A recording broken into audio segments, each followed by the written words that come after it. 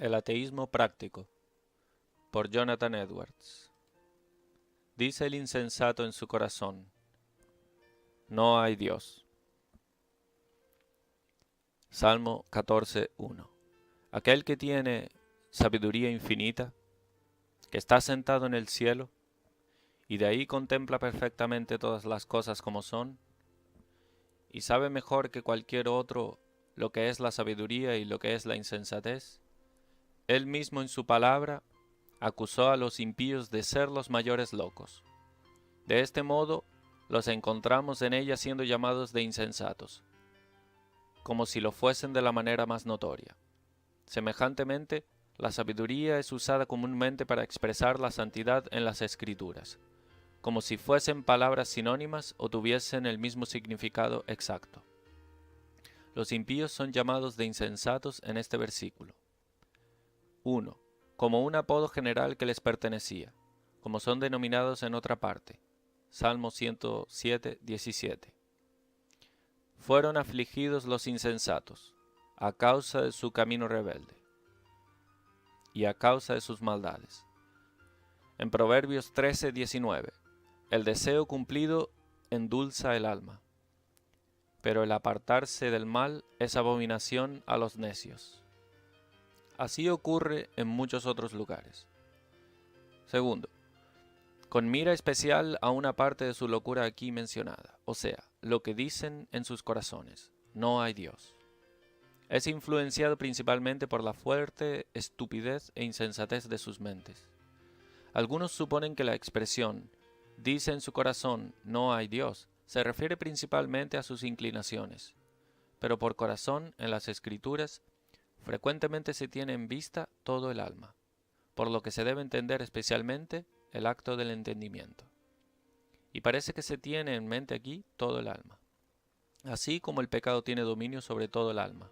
Del mismo modo, el ateísmo es lo que contamina todas sus facultades. Doctrina. Un principio de ateísmo posee los corazones de todos los impíos. Por ateísmo, comúnmente se denomina la descreencia o negación de la existencia de Dios, como si no envolviese nada más allá de un acto del entendimiento. Pero me gustaría que la palabra ateísmo en la doctrina fuese extendida en un sentido un poco más amplio, como cualquier tipo de rechazo, renuncia u oposición a la existencia divina o del ser de Dios, con cualquier una de sus facultades. Sentido ese que suponemos que es paralelo a la expresión en el texto: dice el insensato en el corazón, no hay Dios. Por consiguiente, vamos a mostrar que, primero, hay una inclinación ateísta. Segundo, hay un principio de ateísmo especulativo o ateísmo de juicio en cada impío. Tercero, ellos tienen una disposición para negar a Dios en la práctica, o al vivir como si Dios no existiese. Primero, hay una inclinación ateísta que domina el corazón de cada impío, o sea, ellos tienen una inclinación y naturaleza tales que les sería conveniente si Dios no existiese. No hay nada en sí que los incite a pensar que debe haber un Dios, pero se quedarían felices si no hubiera ninguno. Se quedarían grandemente satisfechos y alegres si pudiesen estar seguros de que no hay Dios. Hay tal espíritu de enemistad en su corazón contra Dios que todo lo que existe en él les son desagradable. Sus naturalezas son enteramente contrarias a él. En primer lugar, odian su santidad. Luego, odian todos los otros atributos, pues su santidad, por decir así, influye y acciona todos sus otros atributos, como el poder, la sabiduría y la misericordia. Perciben fácilmente que no es de sus intereses, como pecadores, que haya un Dios, pues si hubiera, ellos serían sensibles de que Él es enemigo de ellos, a menos que entretengan una opinión equivocada de sí mismos y piensen que son amigos de Dios. Perciben que esa creencia en la existencia de Dios sería algo muy incómodo para sus inclinaciones y apetitos más fuertes. Iría a perturbarlos y a causarles mucha inquietación en la búsqueda de sus placeres. Pensar que existe un ser todopoderoso que tiene todas las cosas en sus manos, que odia perfectamente el pecado y que tomará la venganza contra él. Un Dios que los contempla continuamente y ve sus corazones y todas sus acciones secretas. No tienen ninguna voluntad de que las cosas sean así. Desean de corazón poder estar seguros de que las cosas son de otra forma, de que no hay ser supremo para tomar nota de sus conductas y llamarlos a prestar cuentas. Tienen disposición suficiente para destronar a Dios o matarlo, si eso estuviese en sus poderes. Segundo, un principio de ateísmo especulativo o ateísmo de juicio posee los corazones de todos los impíos. La ceguera natural de los hijos de los hombres se extiende hasta el punto de obscurecer sus entendimientos con relación a la propia existencia de Dios. Los juicios de los hombres son naturalmente depravados. El principio de la descreencia que está en el corazón se extiende a todo lo que sea divino, a toda la religión. No solo son incrédulos con relación a la suficiencia de la justicia de Cristo para satisfacer sus pecados y recomendarlos a Dios, y con relación a aquellas doctrinas divinas del Evangelio sobre la encarnación y mediación de Cristo, doctrinas que están muy por encima de la luz de la naturaleza, sino que tienen en sus corazones un principio de descreencia del primer principio de la religión natural. Aquí vamos a observar las maneras en que ese principio ateísta se expresa. Pero voy primero a observar que aunque existe ese principio de ateísmo en todos los impíos, es, sin embargo, muy cuestionable si ya hubo algún hombre que fue capaz de asegurarse de que no hay Dios. Había muchos que, pensando que la creencia en la existencia de Dios no iría a ser adecuada para las actividades pecaminosas o ajustarse a sus placeres carnales, trabajaron para librarse de ese estorbo y para libertarse enteramente del yugo de la religión y para aliviarse de todas las restricciones y aprehensiones de un juez supremo que los llamase a prestar cuentas. Pero es muy cuestionable que alguno de ellos, hasta ahora, haya obtenido éxito al objetar astutamente con el fin de verse libres de todo el sentido de la existencia de Dios, bien como de los temores, celos y terribles aprehensiones de su ser. Aunque las mentes de algunos sean perversas y depravadas, estando ciegas y engañadas por sus prejuicios pecaminosos y obstinadas por el orgullo, no obstante, el estudio y el raciocinio no son los caminos que hacen de los hombres perfectos ateos. A pesar de ser este el objetivo al entregarse a esa tarea, y de aliviar sus propias mentes del peso de las preocupaciones acerca de Dios. Pero el camino más probable para llevar a los hombres al ateísmo o acercarlos lo máximo es el de no considerar absolutamente nada. Ejercer la razón lo mínimo posible y apresurarse en hacer con que los sentidos sean semejantes a los de las fieras, todo lo que se pudiera. Es ser tan insensible como los animales salvajes y atontar las mentes y obscurecer el entendimiento con concupiscencias bestiales lo más rápido posible. Ese es el camino más inmediato para llegar al ateísmo, o perfeccionarse en él. Pero si los hombres se pusieran a estudiar, aunque sea con el propósito de criticar y objetar, no pueden, por ese camino, hacerse ciegos, una vez que las evidencias de la existencia de Dios han de ser reveladas. Los hallazgos en este sentido son tan numerosos y obvios que es difícil que un hombre desvíe su mirada o se ciegue a sí mismo para que no las vea. Y las evidencias son tan directas que es difícil raciocinar tan poco o tan mal al punto de no ver la dependencia que la conclusión tiene de las premisas. A pesar de que haya un principio de ateísmo en el corazón de todos los impíos, hay también una facultad natural de la razón, y aquel nunca puede prevalecer contra esta facultad, a punto de impedir su ejercicio o apagar completamente la luz de la naturaleza en este particular.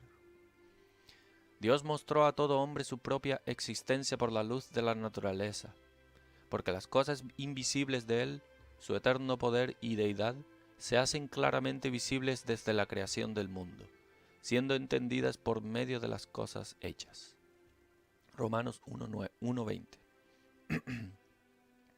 Así, los paganos detienen la verdad por la injusticia, porque la ira de Dios se revela desde el cielo contra toda impiedad e injusticia de los hombres que detienen con injusticia la verdad. Romanos 1:18. Esa conciencia natural que existe en cada hombre hará, por lo menos, con que sospeche que hay un juez supremo, pues esa conciencia le dice a cada hombre, cuando comete impiedad, que él merece un castigo, y se le manifiesta que es muy adecuado y apropiado que haya un gobernador supremo del mundo y juez de los hombres para atribuir a cada uno según sus obras. Esa es, por lo tanto, la expectativa natural de los hombres. De ese modo ha sido observado a partir de algunos de los más renombrados ateos y de aquellos que profesan el ateísmo, que ellos se han a veces aterrorizado con aprehensiones del ser de Dios y de su venganza, especialmente en sus lechos de muerte. Pero ese ateísmo, que está en los corazones de los impíos, aparece y se expresa de algunas maneras. Primero, las mentes de los impíos no son susceptibles a una cierta convicción y aprehensión de la realidad del ser de Dios. Ellos pueden ceder a los argumentos que oyen y dar sus consentimientos, como siendo argumentos para los cuales no tienen respuesta, pero después de todo no se convencen completamente por ellos. No les parece algo real, no les impresiona de la misma forma que las otras cosas reales, pero lo ven como si fuesen fábulas. Las cosas que vieron con sus ojos y capturaron con sus sentidos corporales causa otro tipo de impresión en sus mentes. Los impíos no perciben plenamente que hay un ser eterno y todopoderoso, en quien viven, se mueven y existen. Hechos 17:28. Y que los ve y conoce todas sus acciones. Es algo que a lo mejor fueron enseñados desde la infancia y que oyeron muchos argumentos a favor, de los cuales no tienen respuesta, y están hasta dispuestos a ceder. Pero una cosa es hacer eso y otra es tener una noción de la realidad y ser convencido de ella. Segundo, los impíos tienen un principio en sí que los deja muy propensos a cuestionar el ser de Dios. Están listos para oír objeciones e imaginar que hay mucho valor en ellas. Una pequeña objeción los retendrá mucho más rápido que los argumentos contrarios, de fuerza mucho mayor. Están listos para decirse a sí mismos, muchas veces, ¿cómo sabré si hay algo como un Dios? Puede ser que Él no exista. Puede ser que las escrituras y las doctrinas acerca de un creador y juez y de un estado futuro sean solamente una invención de los hombres. ¿Cómo yo sabré si, cuando muera, no volveré a la nada? Si no habrá un fin para mí como es para los animales. Los que se fueron antes de mí no volvieron, y no nos dicen si descubrieron la verdad. Puede ser que todo sea una mera opinión. Y hay un principio y naturaleza que los hace muy susceptibles de caer en tales suposiciones. La naturaleza corrupta del hombre es tal que esas conjeturas les son muy agradables. El hombre es propenso a la infidelidad y a apegarse a argumentos favorables a ella. Aunque a veces parezcan convencidos y silenciados, una vez que esos argumentos salen un poco de la mente, entonces vuelve aquel pensamiento nuevamente. ¿Cómo sabré si el mundo no estará todo este tiempo engañado acerca de la existencia de Dios y Él no exista? Entretanto, hay muchas personas en el mundo a las que les gustan las objeciones capciosas, y hubo algunos que abiertamente negaron y renunciaron al ser de Dios, y otros que, no yendo muy lejos, negaron su providencia.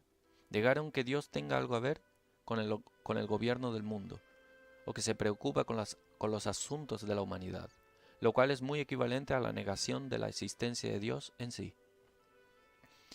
Aunque sea algo general profesar una creencia en la existencia de Dios, no obstante, el mismo principio existe naturalmente en nosotros como en ellos.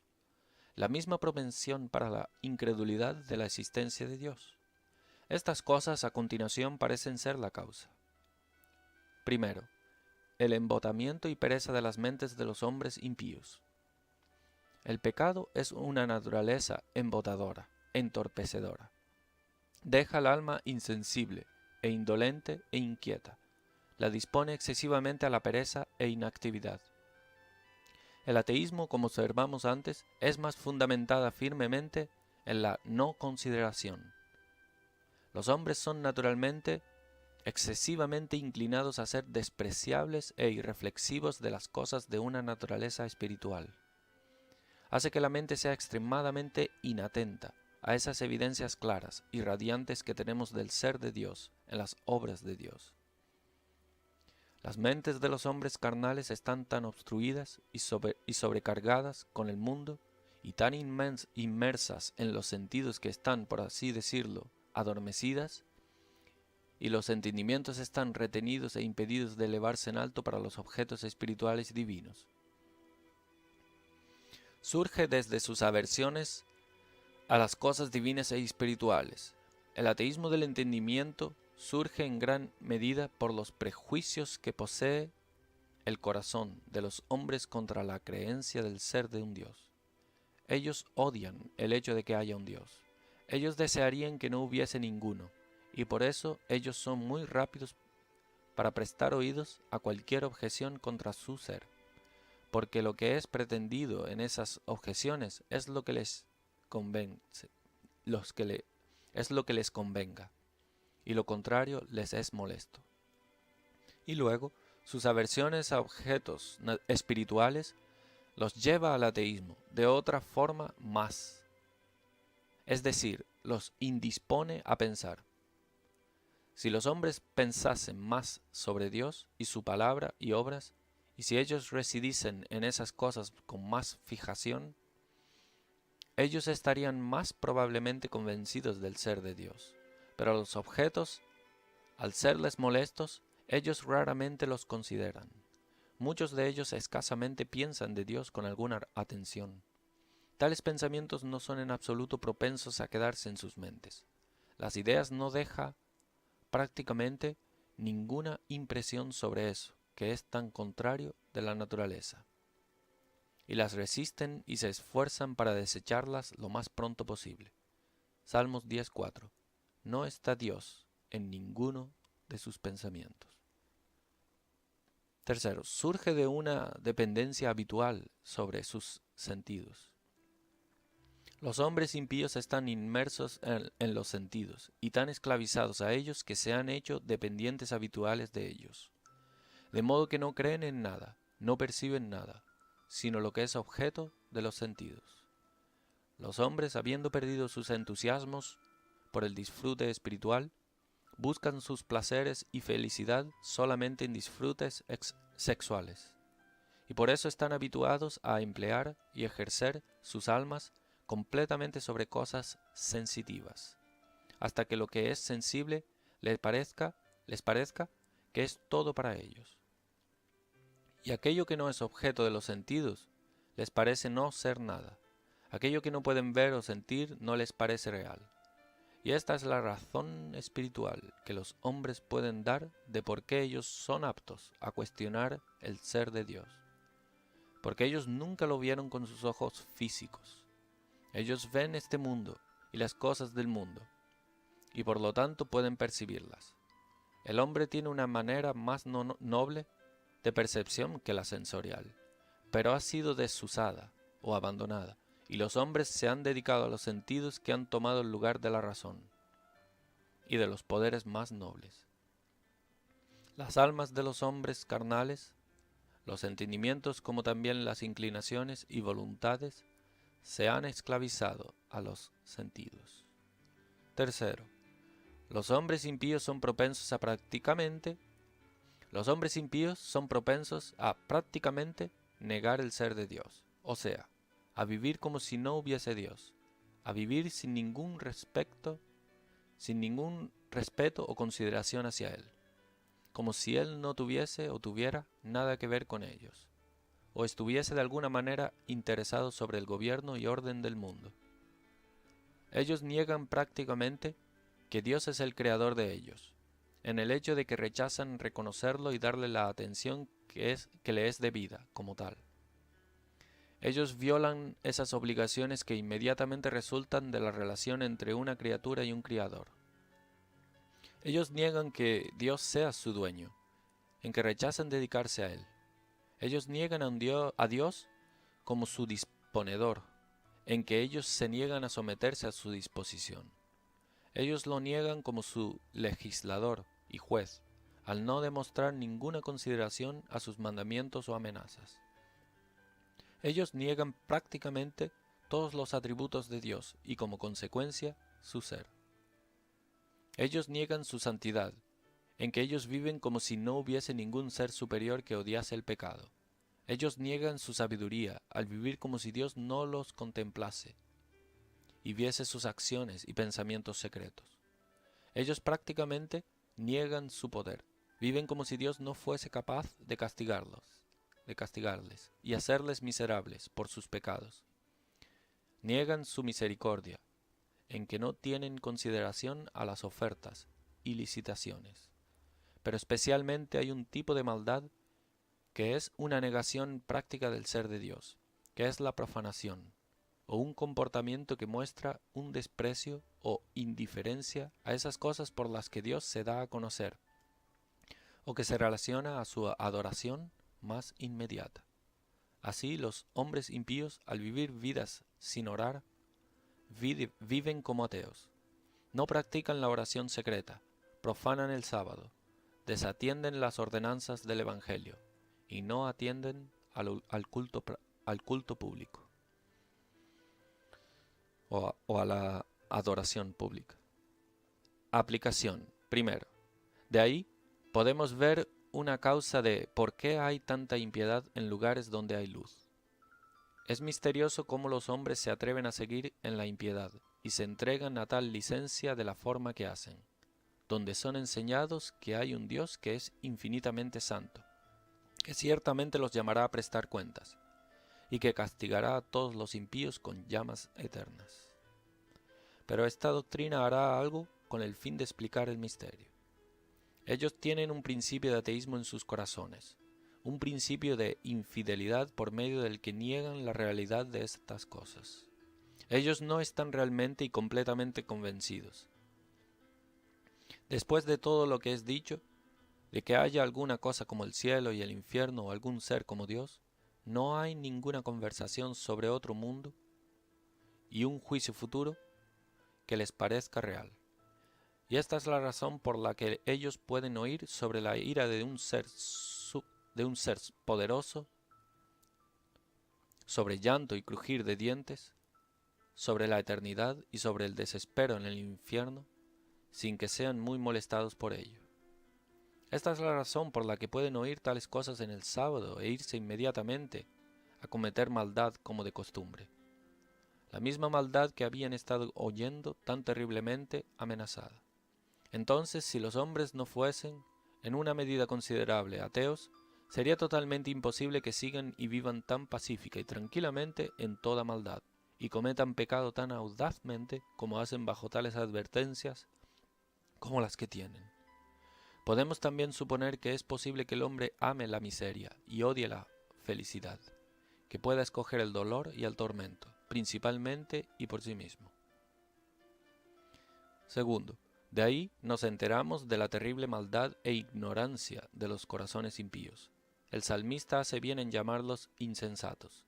Esa insensatez aparece por estas tres consideraciones, digamos, primero, que el ser de Dios es tan extremadamente manifiesto, y segundo, que nuestra indagación en la verdad en este asunto es algo que nos preocupa muchísimo, y tercero, la debilidad de la objeción principal de ellos. Primero, el ser de Dios es una cosa abundantemente manifiesta. Dios ha ordenado de una forma que no haya absolutamente nada que sea más manifiesto a la razón que su propio ser. Las evidencias de su ser son extremas, claras, directas, obvias y numerosas. El ser de un Dios no es solamente una cosa que es descubierta por la razón, por un largo hilo de raciocinio, sino que los argumentos son directos e inmediatos. No hay necesidad de cualquier argumentación larga e intricada para afirmar un creador desde la criatura. Tampoco hay solamente una o dos o unas pocas cosas de donde el ser de Dios es detectable, sino que todo lo muestra. No pretenderé particularmente enumerar todas las maneras por las que el ser de Dios es evidente, pero la consideración de estas dos cosas serán suficientes para demostrar qué estupidez de la mente argumenta en una persona dotada de la facultad de la razón para cuestionar el ser de un Dios. Para demostrar cuál es la estupidez de la mente que argumenta en una persona dotada de la facultad de la razón para cuestionar el ser de un Dios. Primero, que los hombres traen una evidencia abundante del ser de Dios en sus propios seres. No hay necesidad de que vaya muy lejos. Todo el tiempo nos contemplamos, miramos nuestros cuerpos, o ejercemos alguno de nuestros poderes corporales, y ejercemos y encontramos el beneficio de nuestros sentidos. O somos muy conscientes de cualquier pensamiento en nuestras almas. Hay abundante demostración de ver el ser de Dios. No hay ninguna parte de nuestros cuerpos, desde la coronilla de nuestras cabezas hasta la planta de nuestros pies, en la que el ser de Dios no se haga extremadamente evidente. Nada puede ser más evidente, entonces, que de la sabiduría e ingenio de algún ser que tuvo en la formación del cuerpo humano. Piense en nuestros ojos, que no podrían haber sido ingeniados por la sabiduría de nuestros padres. El ser y sabiduría de Dios no están en menos evidencia porque no fuimos inmediatamente formados del polvo de la tierra, sino de los vientres de nuestras madres, sino en más. Pues ese es un ejemplo de la sabiduría e ingenio de Dios, que semejante cuerpo, de una estructura tan maravillosa, sea propagado de esa forma. Y si el hombre hace una indagación sobre lo que significa que se propaguen otros de la misma semejanza, desde la consideración de nuestras almas. Nuestras almas son ciertamente piezas más maravillosas de la mano de obra divina que la de nuestros cuerpos. Y como de obvio es el argumento, si nos hiciésemos la pregunta, ¿cómo vino a existir? ¿Quién hizo nuestras almas y nos dio algo que piensa y entiende? Los hombres no pueden hacer tales cosas como las almas, o no pueden crear tales cosas como las almas. Qué ignorantes son los hombres, que cuando perciben sus propios seres no consiguen afirmar su propio autor desde eso. No consiguen considerar cómo ellos vinieron a ser. Segundo, no hay nada más de lo que contemplemos o de lo que conversemos sin que el ser de Dios no sea evidente. La misma existencia de cualquier una de ellas es evidente. La creación, providencias diarias, el sol, la luna y estrellas, el movimiento y el por qué se mueven de una forma y no de otro, es evidencia. Si tú dices que se mueven por las leyes de la naturaleza, entonces debes preguntar, ¿quién les dio a ellas esas leyes? La lluvia del cielo es evidencia. El crecimiento de maíz y hierba, la autoevidencia de una cosa para otra. Tercero, esta insensatez aparece por la vasta importancia de indagar en la verdad de este asunto y atender a las evidencias que tenemos de ello. Esto demuestra la insensatez de que ellos no consideran más y de que no indagan diligente e imparcialmente más. El ateísmo, como hemos observado una y otra vez, es fundamentado en la no consideración. Las evidencias son tales que el menor grado de consideración sin una ceguera ignorante sería suficiente para convencer. De modo que si con consideración ellos son escépticos, eso afirma la gran estupidez y ceguera de sus mentes. Y si es porque ellos no consideran, eso afirma la insensatez e imprudencia monstruosa, de que ellos dirán, no hay Dios. Cuarto, la insensatez aparece en la debilidad de su objeción principal, de que no pueden ver a Dios, como si no hubiera nada aparte de lo que ellos pudieran ver. ¿Por qué no cuestionan el ser de los hombres? Ellos no ven sus almas, ellos no ven que el hombre piensa y razona. Sin embargo, ellos creen que hay algo en los hombres con lo que conversan, de que sí existe. Y, ven a Dios tanto como ven las almas de los hombres.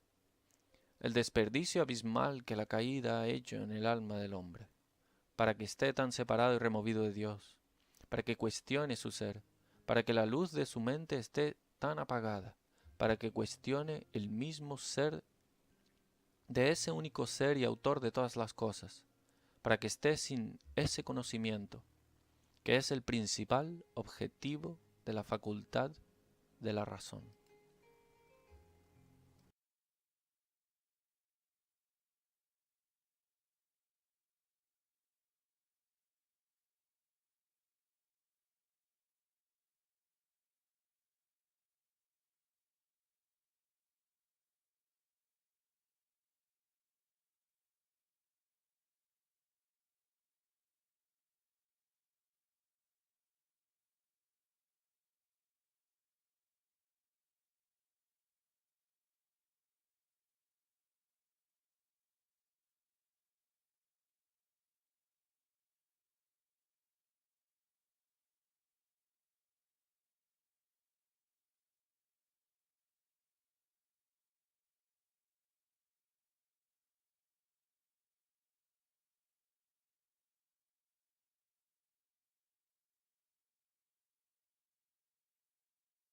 Cuarto, la insensatez aparece en la debilidad de su objeción principal, de que no pueden ver a Dios, como si no hubiera nada aparte de lo que ellos pudieran ver. ¿Por qué no cuestionan el ser de los hombres?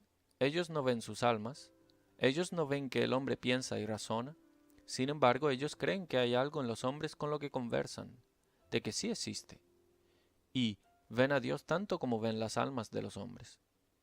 El desperdicio abismal que la caída ha hecho en el alma del hombre, para que esté tan separado y removido de Dios, para que cuestione su ser, para que la luz de su mente esté tan apagada, para que cuestione el mismo ser de ese único ser y autor de todas las cosas, para que esté sin ese conocimiento, que es el principal objetivo de la facultad de la razón.